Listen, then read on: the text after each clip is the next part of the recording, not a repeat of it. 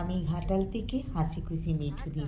তো বন্ধুরা, সবার আশীর্বাদ ভালোবাসা মাথায় নিয়ে আমি যে বেশ কিছুদিন আগে নেপালের মুক্তিনাথ দর্শন করে এলাম, সেই ভয়ঙ্কর সুন্দর পাহাড়ের যে সৌন্দর্য, সেই সৌন্দর্যটা তোমাদের সঙ্গে শেয়ার করে নিচ্ছি।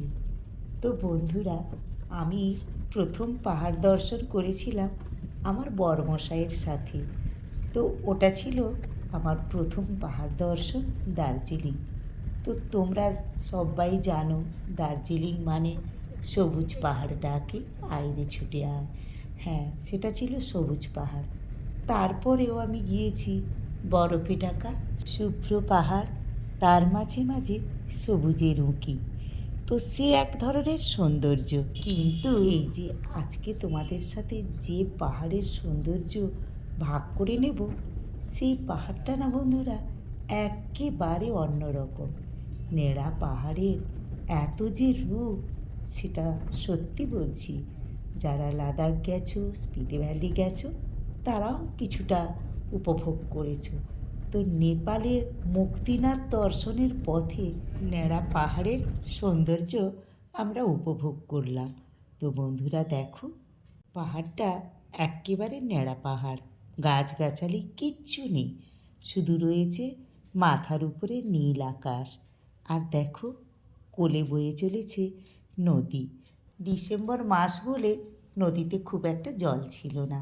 এ আবার আরেক রকমের সৌন্দর্য। নদীটা শুকনো হয়ে গেছে, কিন্তু মাঝখানে সরু একটা নালার মতো নদী বয়ে চলেছে। দূর থেকে বন্ধুরা সত্যি বলছি দারুণ লাগছিল। আর পাহাড়খানা দেখো কী রূপ, ওপরে আকাশের কি সুন্দর কালার। তো সব মিলিয়ে না এত সুন্দর লাগছিল যাত্রাপথটা, যেন মনে হচ্ছে এ এক রূপকথার দেশ।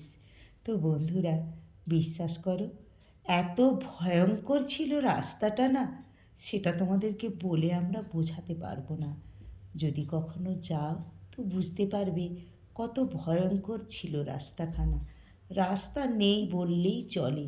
আমাদের গাড়িটা চালক নিয়ে 10 জনকে সঙ্গী করে সেই উঁচু নিচু রাস্তা ধরে চললো আমাদের মুক্তিনাথে নারায়ণ দর্শনের জন্যে। গাড়িখানা দাঁড়িয়ে পড়ল পাহাড়ের ঝর্নার ধারে। কি সুন্দর ঝর্ণা, আর কত উঁচু থেকে গর্জন করতে করতে আঁকা বাঁকা পথে পাহাড় থেকে নেমে নদীতে মিশে গেল। কি সুন্দর লাগছিল। তো বন্ধুরা, মুক্তিনাথ দর্শনটা আমি পরে তোমাদের সঙ্গে শেয়ার করব। আজকে আমি শুধু রাস্তাটুকুনি আর এই ভয়ঙ্কর সুন্দর পাহাড়ের সৌন্দর্য তোমাদের সঙ্গে শেয়ার করে নিলাম।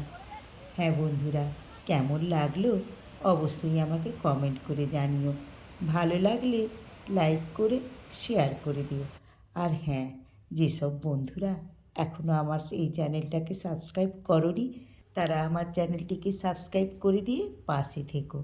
এই যে দেখো, আপেল বাগানটার কি অবস্থা, শুকনো হয়ে গেছে। দুটো একটা না আপেলও ঝুলছে, সেও শুকনো হয়ে গেছে।